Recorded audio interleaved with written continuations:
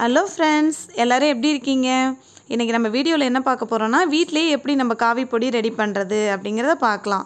நிறைய ஃப்ரெண்ட்ஸ் கமெண்ட்ஸில் கேட்டிருந்தீங்க, எப்படி காவி பொடி உங்களுக்கு பிரைட்டாக இருக்குது அப்படின்னு. வாங்க அந்த சீக்ரெட் பார்க்கலாம். இந்த மாதிரி செங்கல் புது செங்கலாக பார்த்து செலக்ட் பண்ணிக்கோங்க, நல்லா பிரைட்டாக இருக்கிற மாதிரி. அப்புறம் கல் எடுத்து இந்த செங்கலை தட்டிக்கோங்க. நல்லா சின்ன சின்ன பீஸாக உடையிற அளவுக்கு தட்டிக்கோங்க.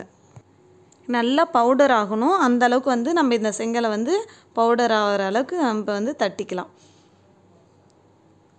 செங்கல் பழைய செங்கல் செலக்ட் பண்ணிங்கன்னா எப்போவுமே பிரைட்டாக இருக்காது. நல்லா புது செங்கலாக இருந்தால் தான் இந்த மாதிரி பிரைட்டாக இருக்கும். அதனால் புது செங்கலாக பார்த்து செலக்ட் பண்ணிக்கோங்க. உங்களுக்கு உடைக்கிறதுக்கும் ஈஸியாக இருக்கும். அப்போ தான் இப்போ நவராத்திரி, தீபாவளி, சரஸ்வதி பூஜை, பொங்கல் இதெல்லாம் நமக்கு தொடர்ந்து வரப்போகுது.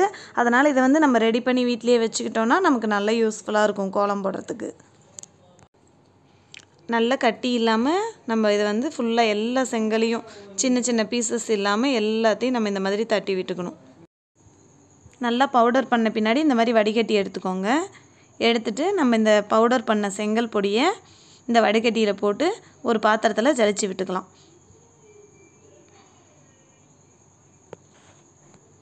சேம் ப்ராசஸில் எல்லா பவுடரையும் நம்ம ஜலிச்சு எடுத்துக்கலாம். நான் என்னோடய கோலத்துக்கு எல்லாத்துக்குமே இந்த காவி பொடி தான் யூஸ் பண்ணுறேன். கடையில் வாங்கி பார்த்தா அது எனக்கு செட் ஆகலை, பிரைட்டாக இல்லாத மாதிரி இருந்துச்சு.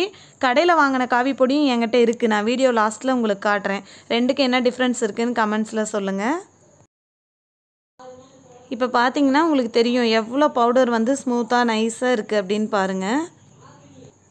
இந்த மாதிரி எல்லாத்தையும் பவுடர் பண்ண பின்னாடி இந்த மாதிரி ஒரு பிளாஸ்டிக் கண்டெய்னர் எடுத்து அதில் நம்ம ஸ்டோர் பண்ணி வச்சுக்கலாம். எப்போ தேவையோ அப்போ நம்ம யூஸ் பண்ணிக்கலாம். நம்ம ரெடி பண்ண காவி பொடியில் நான் உங்களுக்கு கோலம் போட்டு காட்டுறேன், எவ்வளோ பிரைட்டாக இருக்குதுன்னு பாருங்கள். நல்லா பிரைட்டாக இருக்கும். நமக்கு புது செங்கலாக நீங்கள் செலக்ட் பண்ணிக்கிட்டிங்கன்னா நல்லா பிரைட்டாக தெரியும். அதே பழைய செங்கல்னால் உங்களுக்கு இவ்வளோ பிரைட் இருக்காது, கொஞ்சம் டல்லாக இருக்கும். அதனால் செலக்ட் பண்ணும் போதே புது செங்கலாக பார்த்து செலக்ட் பண்ணிக்கோங்க. கலர் மட்டும் இல்லை, இந்த மாதிரி நம்ம புள்ளியும் வச்சுக்கலாம். இதுலேயே புள்ளியும் வைக்கலாம், இதிலே கோலமும் போடலாம். கோலம் போடுற அளவுக்கு நமக்கு ஸ்மூத்தாக இருக்கும். இப்போ நான் போட்டு காட்டுறேன் பாருங்கள். இந்த மாதிரி பிரைட்டாக இருக்கும் நமக்கு.